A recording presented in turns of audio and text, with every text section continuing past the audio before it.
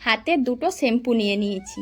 আর জানো তো, সেই ছোট্টবেলা থেকে আমরা প্রত্যেকটা মেয়েরাই এই শ্যাম্পু ছাড়া চলতে পারি না। সেটা কখন বলো তো? হ্যাঁ, অবশ্যই আমরা যখন মেয়েরা চুলে সাবান শ্যাম্পু নিয়ে চুল পরিষ্কার করি, চুল ধুই, ঠিক সেই সময় কিছু না কিছু শ্যাম্পুর প্রয়োজন হয়।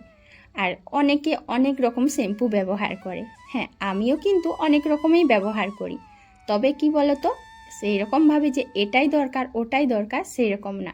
তো হাতের কাছে দুটো শ্যাম্পু ছিল, আর শ্যাম্পু নিয়ে চুলটা একটু ভালো করে পরিষ্কার করেছি, মানে চুল ধুয়েছি।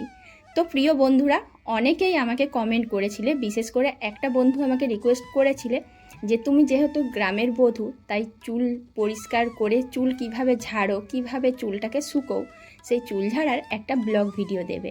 তো তোমাদের রিকোয়েস্টেই আজকে একটা ব্লগ ভিডিও দিলাম। হ্যাঁ, হয়তো শহরের মতো চুলের তোয়ালা নিয়ে বা হেয়ার ড্রায়ার নিয়ে চুল শুকোচ্ছি এরকম না, তবে সাদামাটাভাবে আমি চুলকে খুব যত্ন করি।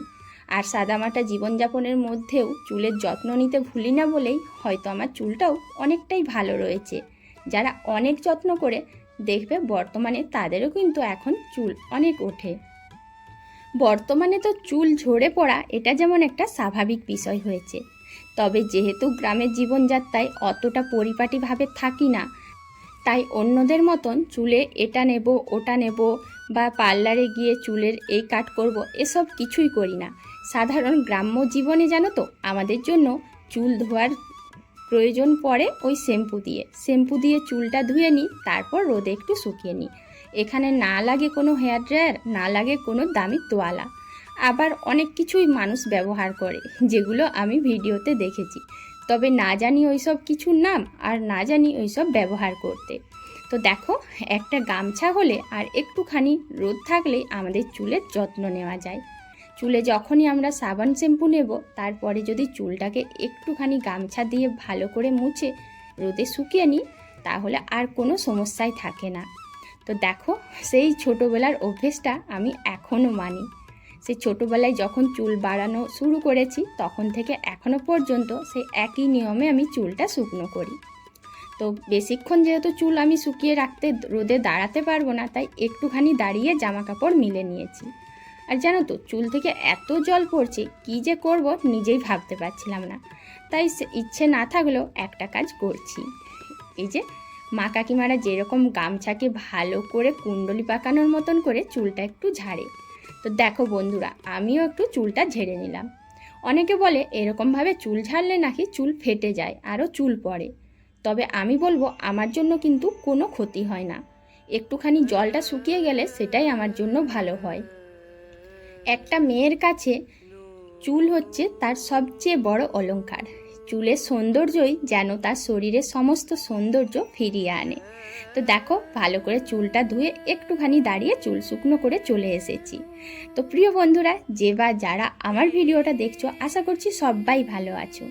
আগামী দিনেও ভালো থেকো, সুস্থ থেকো। আর আমি তো ভীষণ ভালো আছি, সেটা তো তোমরা বুঝতেই পারছো। আর যারা যারা আমার ভিডিওটাতে ক্লিক করেছো, তোমাদের উদ্দেশ্যে একটা কথা বলি, প্লিজ সবাই একটা কমেন্ট করবে আর একটা লাইক করবে।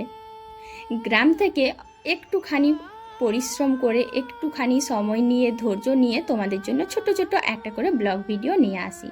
তো তোমরা সবাই যদি একটা লাইক কমেন্ট করে দাও, তাহলে আমি অনেক উৎসাহ পাই, অনেক ভালো লাগে, কারণ তোমরা এতটা আমার পাশে থাকো, এত ভালোবাসা দাও।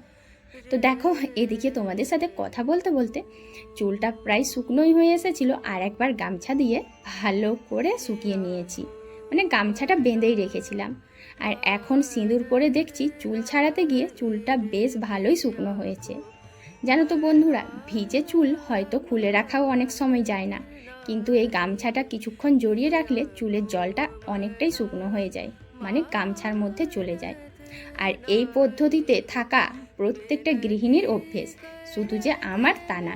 বিশেষ করে গ্রাম্য গৃহবধূদের জন্য এই একটা গামছায় চুলের অনেকটা যত্ন নেওয়া যায়। আর চুলটা শুকিয়ে গেলে তারপর কিন্তু চুলটা ভীষণ ভালো লাগে। আমি নিজেই হয়তো বুঝতে পারি না যে আজকে আমার চুলটা এত সুন্দর লাগছে কেন। সত্যি বলতে, একটু লম্বা চুল হলে আর যদি তার ওপর আমরা একটুখানি শ্যাম্পু নিয়ে থাকি, দেখবে চুলের যেন সৌন্দর্য ডবল চলে আসে। তো যাই হোক, তোমাদের সাথে অনেকক্ষণ চুল নিয়ে গল্প করলাম। তোমরা একটুখানি কমেন্ট করে বলো তো, আমার এই চুলটা তোমাদের কার কার ভালো লাগে। জানি না, অনেকেই হয়তো বলবে ওহ চুল নিয়ে এত কথা বলছো, কিন্তু সত্যি গো আমার ভীষণ ভালো লাগে একটু লম্বা চুল রাখতে। তবু অনেক সময় বেশি লম্বা হলে একটু আধটু কেটে দিতে হয়। তো স্নান করে নিজেকে রেডি করে নিয়ে এখন ফুলগুলো তুলে এনেছি। আর এখন তুলেছি কেন বলো তো, বেশ জল ছিল গাছে, তাই একটুখানি দেরি করেই ফুলগুলো তুলে এনেছি। এখন ঝুড়িতে সবচেয়ে বেশি সুন্দর লাগে এই নীলকণ্ঠ ফুলগুলো। পুজো দিয়ে সংসারের টুকটাক কাজ করে খাওয়া দাওয়া করে সোজা চলে এসেছি রান্নাঘরে। কারণ একটা গৃহবধূর জন্য জানো তো রান্নাঘরটাই হচ্ছে সবচেয়ে প্রিয় জায়গা। যতক্ষণ না পর্যন্ত সংসারের কাজ সেরে রান্নাঘরে ঢুকতে পারছি মনটা শান্তি লাগে না। তারপরে আবার দেখো আজকে জানো তো উনুনটা কি হচ্ছে যে বারবার নেভে যাচ্ছে, আর বারবার ফু ফু করতে করতে বুঝতেই পারছি না যে কখন রান্নাটা করতে পারবো। যেহেতু কাঠগুলো একটু একটু ভিজে আছে, কারণ আমি ভুল করে ভিজে কাঠ আর শুকনো কাঠ সব এক জায়গায় করে দিয়েছি। তো যে বন্ধু আমাকে রিকোয়েস্ট করেছিলে তার জন্য, আবার যারা যারা ভিডিওটা দেখছো সবার জন্যই বলে রাখি গো, যেহেতু গ্রামে থাকি তাই চুলের আলাদা করে যত্ন নিই না, কিন্তু অনেকেই আমার চুলের অনেক প্রশংসা করো। তবে সাদা মাটা ভাবেই আমার চুলটাকে যত্ন নেওয়ার চেষ্টা করি। মাঝে মাঝে একটু নারকেল তেল, যেটা একদম পিওর শালিমার নারকেল তেল, আর তার সাথে একটুখানি শ্যাম্পু দিয়ে চুল পরিষ্কার, ব্যাস। তারপর চলে যাই রোদে একটুখানি শুকনো করতে। এরকম সাদামাটা ভাবেই আমি আমার চুলের যত্ন নিয়ে থাকি। আর এতে কিন্তু আমার চুলটা বেশ ভালো থাকে, যাতে কোনো অত্যাধুনিক বা প্রসাধনিক জিনিসও থাকে না, বা কোনো কিছু পার্লারে যাওয়ারও প্রয়োজন পড়ে না। তো সব মিলিয়ে মিশিয়ে বলতে পারি যে হ্যাঁ, আমি কিন্তু এই সাধারণভাবে আমার চুলটাকে ভালো রাখার চেষ্টা করেছি। আর আমার চুল কিন্তু মোটেও ঝরেও পড়ে না। বর্তমানে যেখানে সবার মুখে একটাই কথা শোনা যায় যে ভীষণ চুল উঠছে, ভীষণ চুল উঠছে, ওই রকম পরিস্থিতি এখনও আমার আসেনি। জানি না আগামী দিনে কি হবে। তো প্রিয় বন্ধুরা, যে সমস্ত গুরুজনরা আমার ভিডিওটা দেখছো তোমাদের সবাইকে জানাই প্রণাম, আর ছোট ছোট ভাই বোনদের জানাই অনেক ভালোবাসা। হয়তো একটু বলতে দেরি হয়ে গেল, কথা বলতে বলতে এরকমই হয়ে যায়। তো দেখো আজকে না কাঁঠাল বীজ দিয়ে আর সব সবজি দিয়ে একটা চচ্চড়ি বানাচ্ছি।